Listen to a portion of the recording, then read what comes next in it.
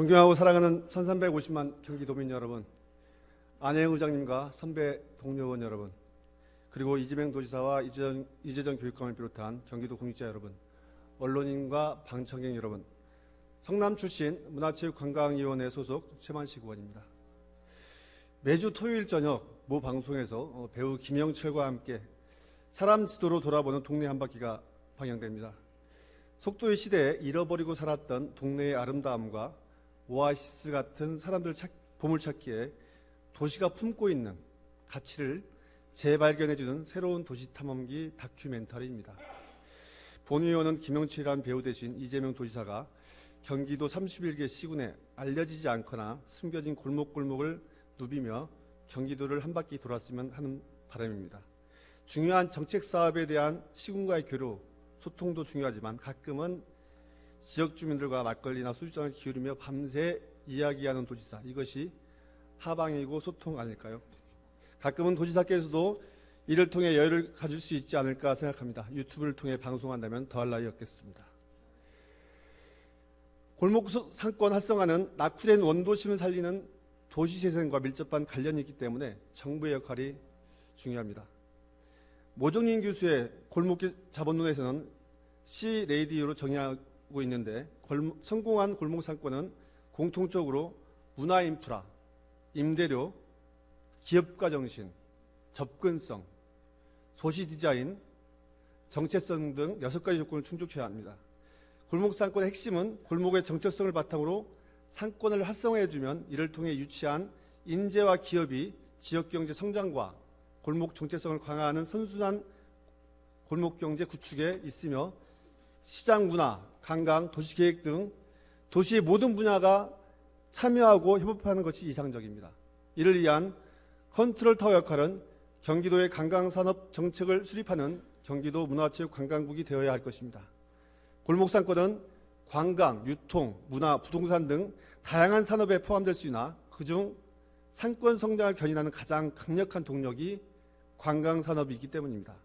정책 지원 방법으로는 소상공인 정책, 상권 활성화, 도시 재생사업, 지구단위 계획, 젠트리피케이션 정책 등이 있으며 사각지대가 발생하지 않도록 섬세한 정책을 추진하여야 합니다. 특히 소상공인 보호나 도시재생으로는 선진국의 쇼핑거리와 경제가 갈 만큼 매력적인 상권으로 성장할 수 없습니다.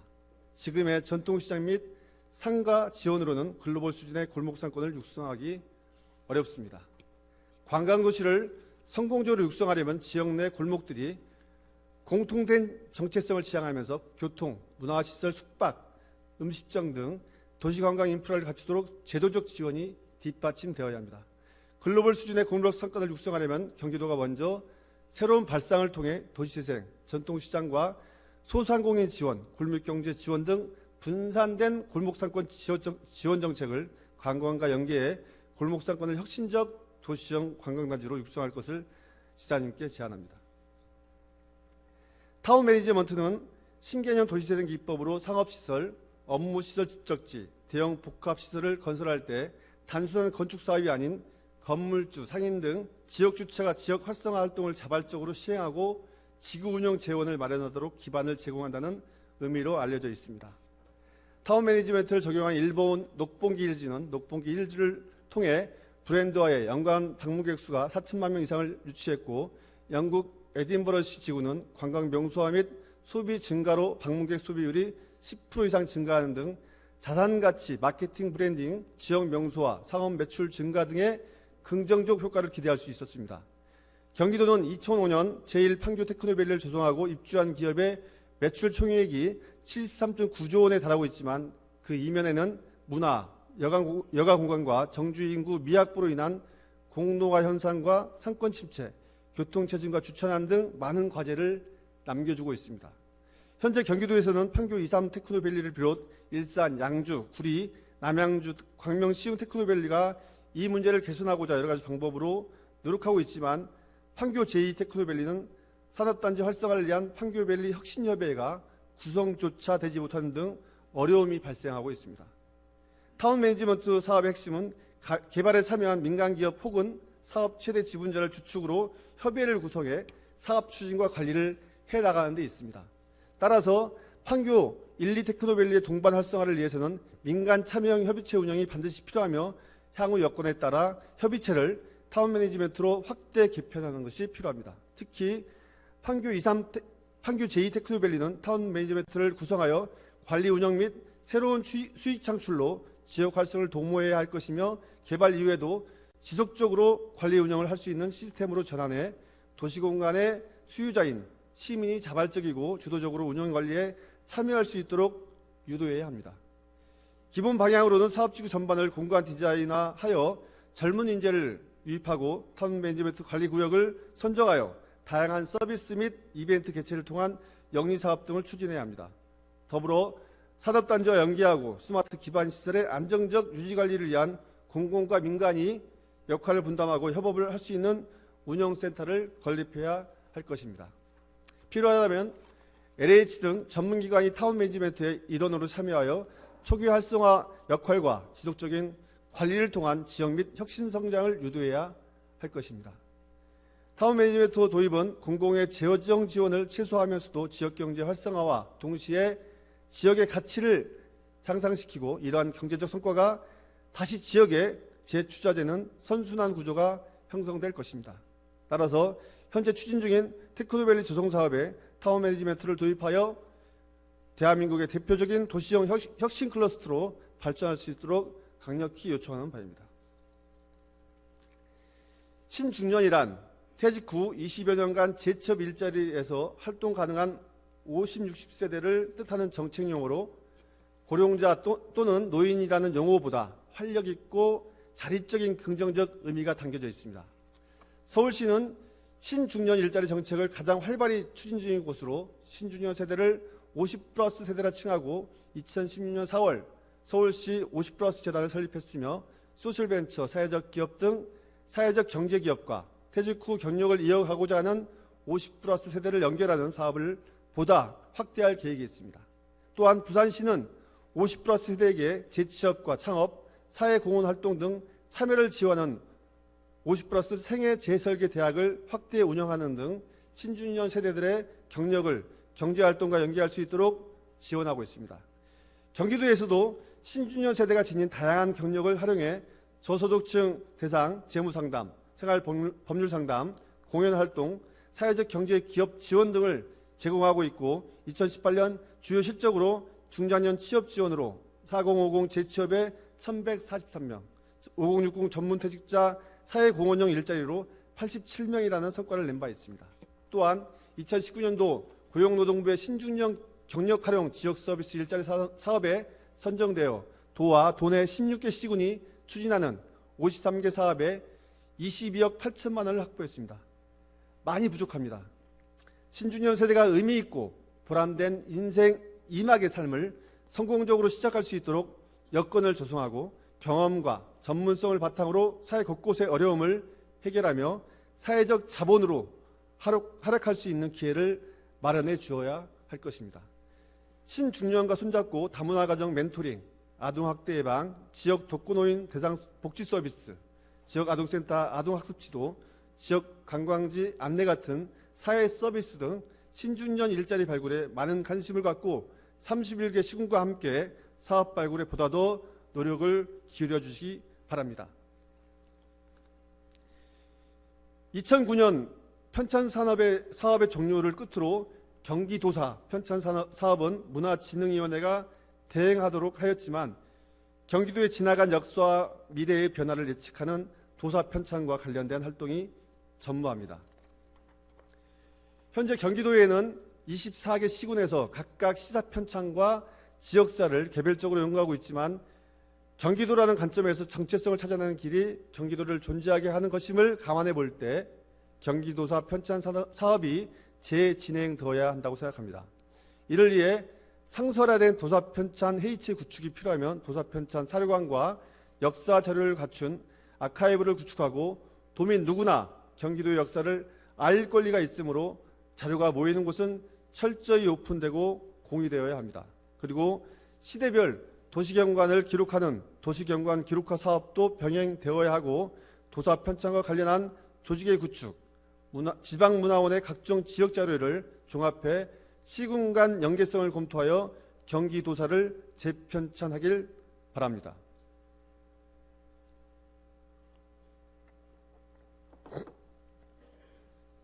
(1971년 8월에) 일어난 강주 대단지 사건과 관련한 경기도사 중 일부를 발췌해 보겠습니다. 1966년 당시 서울에는 대략 18만 채가량의 무허가 판잣집이 있었는데 이 중 5만 채 정도를 옮기는 이주단지를 건설하고자 추진된 것이 바로 강주 대단지 소송이다. 도시 빈민들에게 땅을 불화하여 정착시킨다는 취지에도 불구하고 이주 당시까지 정착민을 위한 생활 대책은 물론 기본 편의시설조차 마련하지 못했다. 정부는 이들에게 분양지 대금의 과다 책정, 과세 강행 등으로 도시 빈민이었던 정착민들을 수탈하려 했다. 또한 집행권을 둘러싸고 서울시와 경기도가 충돌하는 행정상의 모순으로 폐해는 고스란히 이주민들에게로 돌아갔다. 마침내 이주민의 누적된 불만이 폭발하여 80사건이라 불리는 강주 대단지 사건이 발생했는데 이 사건은 근본적으로 복지를 도외시한 성장이주 정책이 빚어낸 결과였고 이 시기 수도권의 소외계층이 겪을 수밖에 없었던 상황을 반영한 것이었습니다. 경기도사의 경기도 사회운동의 성장편의 생존권 운동 분야를 살펴보면 강주 대단지 사건을 단순히 현재 성남 지역의 초기 역사의 일부분으로 치환되어서는 안 된다. 왜냐하면 당시 산업화, 공업화가 진행 중인 수도권 지역에서 도시 빈민 문제의 하나의 전형이 되었기 때문이라고 서술했습니다. 이렇듯 강주 대단지 사건은 경기도 지역에서 발생한 지역 철거민들의 집단 이주 과정에서 나타난 생존권 투쟁의 시발점이자 급속한 경제 개발의 어두운 단면을 드러낸 것으로 생존권 운동이라는 경기 지역의 사회운동의 한 축을 드러내는 것이었습니다. 그 당시 정권이나 재판부는 이 사건을 폭동 또는 집단 낭동 사건으로 불렀고 일부 언론은 선량한 주민들을 폭도로 규정, 주모자들을 체포하거나 고문을 하고 심지어는 간첩으로 몰아가려고 했습니다. 지난 2006년 이재명 도지사께서는 성남 시민사회단체 등과 함께 강주 대단지 사건의 진상을 규명해달라며 진실과 하해를 위한 과거사 정리위원회에 신청서를 제출한 바 있습니다. 또한 성남 민중의 한쟁이였던 강주 대단지 사건 이후에도 성남은 불평등과 억압으로부터 완전히 자유롭지 않다고 소회를 밝힌 바 있듯이 경기도 차원에서 성남시의 정체성과 역사성 확립에 힘을 보태해 주어야 한다고 생각합니다. 버려지는 물건의 예술적 가치를 더해 새로운 작품으로 재탄생시키는 업사이클이 주목받고 있습니다. 따라서 경기도가 재사용 가능한 폐연수막 재활용을 비롯해서 폐기물 관리에 대한 고민을 더해준다면 앞서가는 자원순환도시 경기도가 될 것입니다. 실예로서 성남시 폐연수막 재활용 사업에 대해 말씀드려보겠습니다. 성남시의 폐연수막 재활용 마대 사업은 종량제 봉투를 대체하는 것은 물론 목재와 노끈까지도 재활용하고 있으며 시민주주 기업과의 협력을 통해 지속 가능성에 기반한 공공성과 효율성의 결합 및 취약계층 일자리 창출을 도모하고 있습니다. 도내 시군 중에서 김포, 안양, 수원, 강주, 이천시 등에서 폐연수막 사업을 전개하고 있지만 성남시 상황과는 많이 다르게 진행되고 있습니다. 사회적 기업 형태가 아닌 장애인 사업장이나 시니어 클럽, 의제 등에서 사업을 시행하고 수량도 적고 사용처도 일부에 한정되어 있습니다. 폐연수막 재활용은 기초자치단체의 범위를 넘어서는 경기도의 문제입니다. 폐연수막 등 재사용 가능한 폐기물 관리를 통한 자원순환과 취약계층 자립을 위한 일자리 창출을 위해 고민해야 합니다. 경기도에서 모범이 되는 지역을 중심으로 시범사업단을 설치하여 운영하든지 아니면 업사이클 프라자 부지를 활용하여 운영해 볼 것을 지사님께 요청드립니다.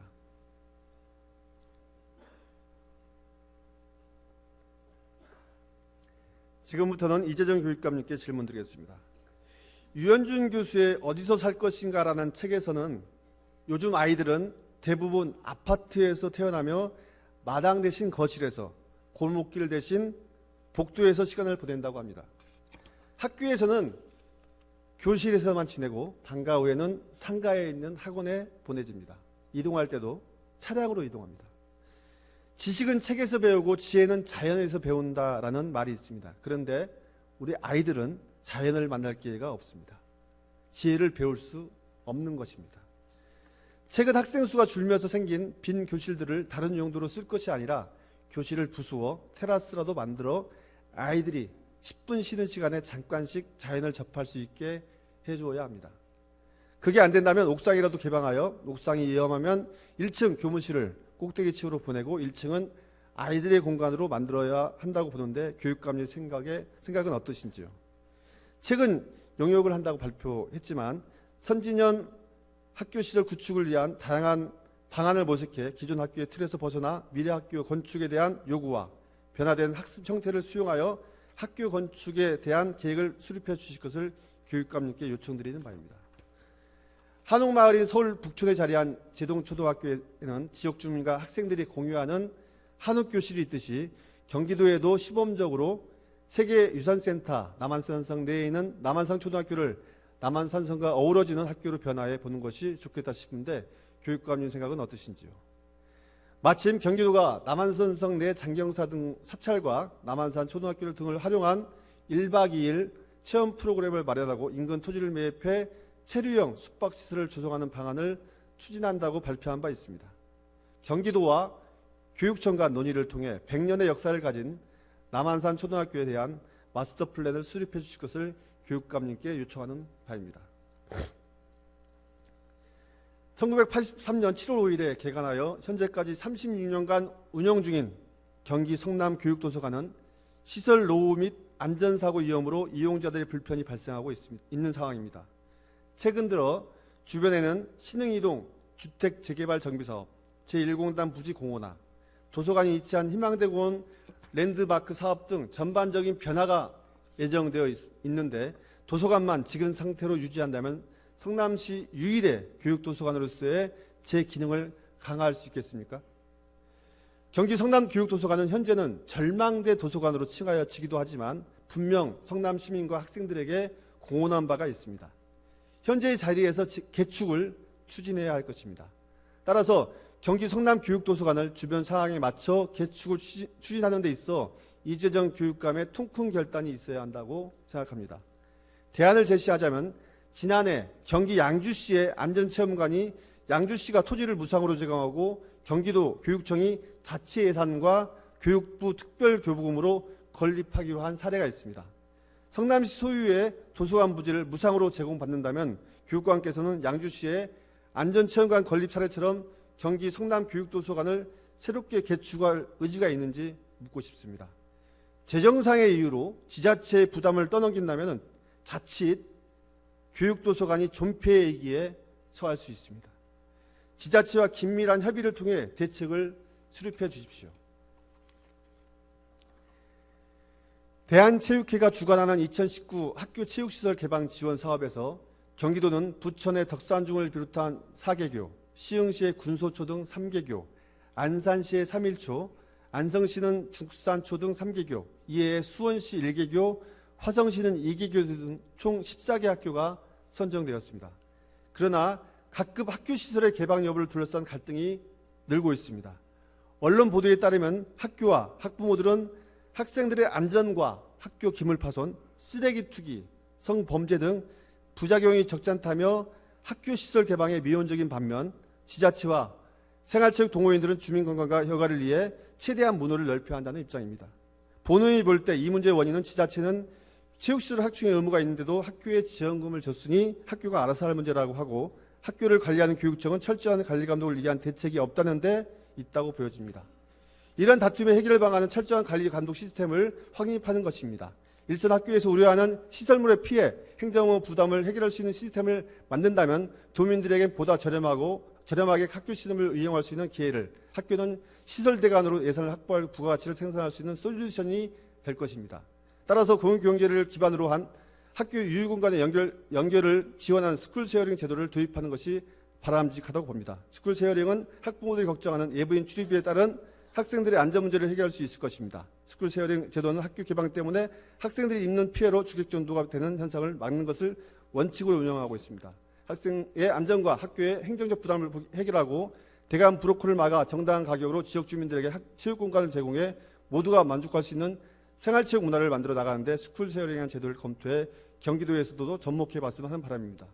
교육청은 그동안 학교 개방 문제를 이해 제대로 나선 적이 없는 것으로 알고 있습니다. 이번 기회에 도체육지원과 체육회 등과 긴밀한 협의와 논의를 통해 학교 체육시설 개방에 대한